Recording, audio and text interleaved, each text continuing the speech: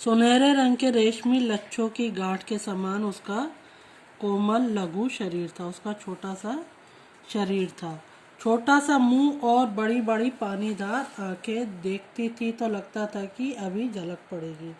तो ये बहुत छोटी थी सोना जब लेखिका के पास आई थी। अब उसके सरल शिशु रूप से इतने सब उसके सरल शिशु रूप से इतने प्रभावित हुए कि किसी चंपक वर्णा रूपसी के उपयुक्त सोना, सुवर्णा, स्वर्णलेखा आदि नाम उसका परिचय बन गए। तो उसके बहुत ही सुंदर सी थी, तो उसके कई नाम रखे गए थे। उसका मुख इतना छोटा सा था कि उसमें शीशी का निप्पल समाता ही नहीं था। उस पर उसे पीना भी नहीं आता था। तो उसको जब लेके आए थे लेखिका के पास, तो वो बहुत छोटी थी, जिससे उसको दूध भी नहीं पीना आता था। फिर धीरे धीरे उसे पीना ही नहीं, दूध की बोतल पहचानना भी आ गया। धीरे धीरे उसको सब कुछ पहचान आ गया। आंगन में कूदते फांदते हुए भी भक्तिन को बोतल साफ करते देख कर वह दौड़ आती थी। तो जो उसका देख रेख करता था, तो उसके पास वो जब बोतल साफ करती तभी दौड़कर आती थी और अपनी तरल चकित आंखों से उसे ऐसे देखने लगती मानो वह कोई सजीव मित्र हो, जैसे कि वो उसी का फ्रेंड हो। उसने रात में मेरे पलंग के पाए से सटकर बैठना सीख लिया था। तो जब रात होती थी तो वो लेखिका के पलंग के पाँव के पास आकर बैठ जाती थी।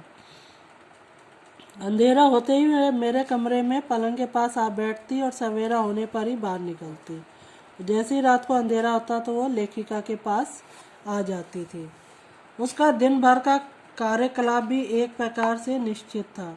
तो एक दिन भर जो है निश्चित कार्यकलाप क्रिया ही करती थी। विद्यालय और छात्रावास की छात्राओं के लिए पहले वह कौतुक का कारण रही। तो विद्यालय और छात्रावास की जितनी भी छात्राएं थे सभी उसको देखते थे, परंतु कुछ दिन बाद सभी उनके जो है उससे हिलमिल गई थी। परंतु कुछ दिन बीत जाने पर वह उनकी ऐसी प्रिय साथिन बन गई जिसके बिना उनका किसी काम में मन नहीं लगता था।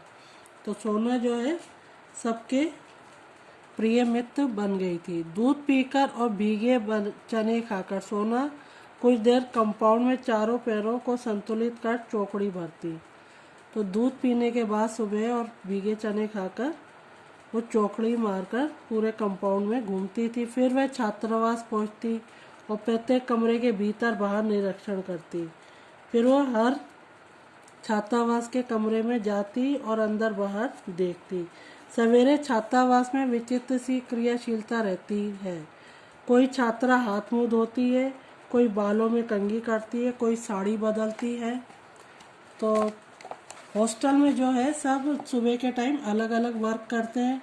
कोई हाथ मुंह धोता है, कोई बालों में कंघी कर रहा है, कोई साड़ी पहन रहा है, कोई अपनी मेज की सफाई कर रहा है, कोई स्नान करके भीगे कपड़े सूखने के लिए फैलाती है, कोई कपड़े धोकर डाल रहा है, कोई पूजा कर रहा है। सोना के पहुंच जाने पर इस विविध कर्म संकुलता में एक नया काम और जुड़ गया। तो सोना जब आ गई तो एक ये नया भी काम जुड़ गया। कोई छात्रा उसके माथे पर कुमकुम का बड़ा सा टीका लगा देती, कोई उसके माथे पर टीका लगा देती, कोई गले में रिबन बांध देती और कोई पूजा के बताशे खिला देती।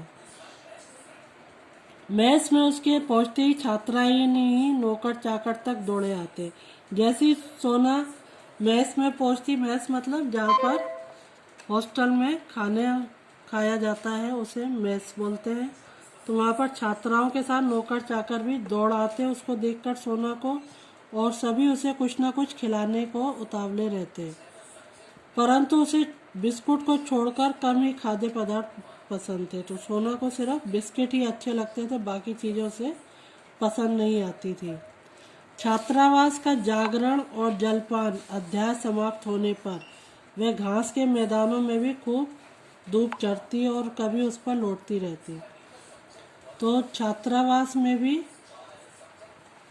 जागरण और जलपान का जब टाइम ख़त्म हो जाता तो वह घास के मैदान पर भी लौटती हुई और उसकी घास भी खाती। मेरे भोजन का समय वह किस प्रकार जान लेती थी ये समझने का उपाय नहीं है, परंतु वह ठीक उसी समय भीतर आ जाती।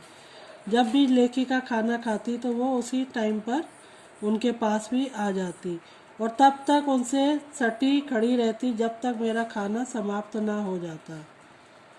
कुछ चावल रोटी आदि उसका भी प्राप्य रहता था, परंतु उसे कच्ची सब्जी ही अधिक भाती थी। तो लेखिका के पास भी वो तब तक रहती थी जब तक वो अपना भोजन समाप्त नहीं कर लेती थी। अब नेक्स्ट जो है इसका आगे का पार्ट कल हम स्टडी करेंगे। Thank you.